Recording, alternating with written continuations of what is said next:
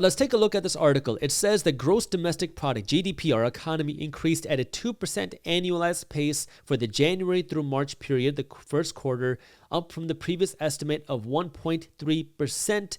And then we go down to see that the upward revision helps undercut the widespread expectations that the United States is heading towards a recession. What does this mean? The economy didn't slow down as fast as people would have liked, meaning people spent more than what was originally reported. How are people spending? Well, they're spending from their incomes.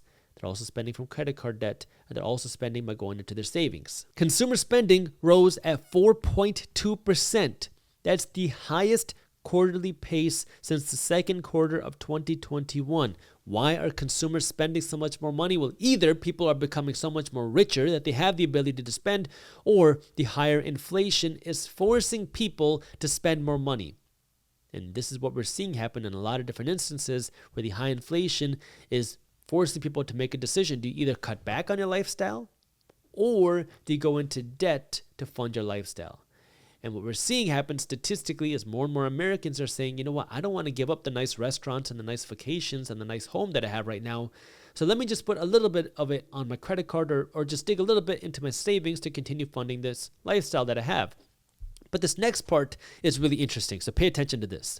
An 8.7% boost in the Social Security cost of living adjustment likely boosted the consumer spending numbers, according to the senior director at Moody's Analytics. The boost in Social Security is what was a big factor in the boost in spending in America. Now, this is interesting because if you have been following what's going on with Social Security, the Social Security fund is running out of money, which means they have less money coming in than money going out. Why is that happening? Well, people are living longer, poor management of the money.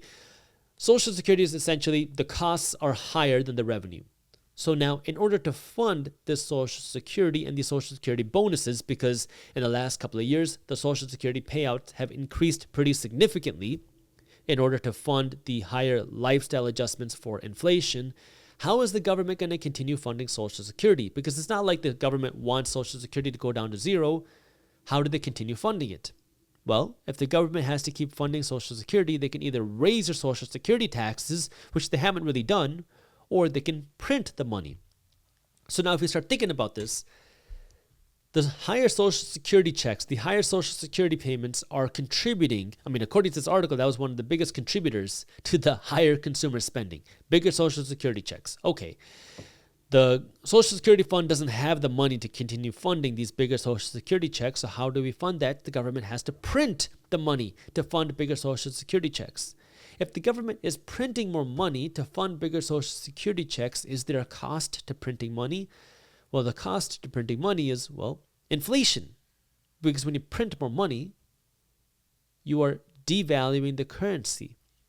So the government printed or is printing more money to fund bigger Social Security checks, which increases spending, which increases demand. But the money printing is what's causing, or is a cause of the prices going up. So it's kind of an interesting conundrum where in order to fund the higher prices, the government has to pay out bigger Social Security checks, but the bigger Social Security checks are what's causing the higher prices. So this is where you can start to see the issues where money print, you cannot inflate your way out of an inflation problem. And the issues that we have in the economy with inflation, the higher interest rates, and the slowing economy are nowhere near from over. And that's why I keep saying 2023 is not the year for you to go out and finance a new truck.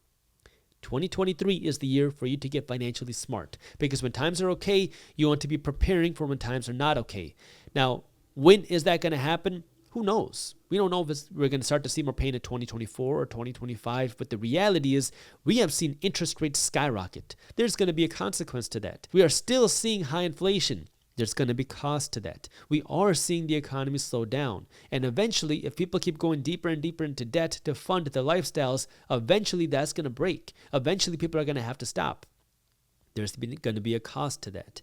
And so your job now as a financially educated person isn't to be panicked and to be worried and to freak out about what's happening, but rather understand what's happening, be prepared, and be financially educated. That way you can capitalize on the opportunities. And that means right now, working to spend less money, working to earn more money so you have more money to invest, and learning about investing. Maybe start investing. That way you can start putting your money to work. That way you can capitalize on the system, because like we've been saying, when you see market crashes, when you see recessions, everybody gets angry. You can see it every time something bad happens in the markets. People get angry in the comments because they're upset at the system. They're upset at something. But these things should not be shocks. These are parts of the economic system. And the slowdowns, the recessions tend to happen when most people don't expect it to happen, which is why your job is to be financially prepared. That way you can be ready for whatever might be coming in the future, and just understand where the red flags are. And if you believe nothing bad's going to happen, that's fine, but it doesn't cost you anything to be prepared. It can cost you everything if you're not prepared, but it doesn't cost you anything to be prepared. So whether you think something bad's going to happen or not, it's better for you to be prepared. That way, number one, you can protect yourself. And then number two, you can capitalize on opportunities that might come your way. If you enjoyed this short clip from my longer videos, here's another clip that I think you'll love. And while you're at it, if you're interested in learning more about how to start generating passive income, our team put together an amazing guide on how to start generating passive income for free. All you got to do is click that button right over there. Thank you for watching. And as always, keep hustling.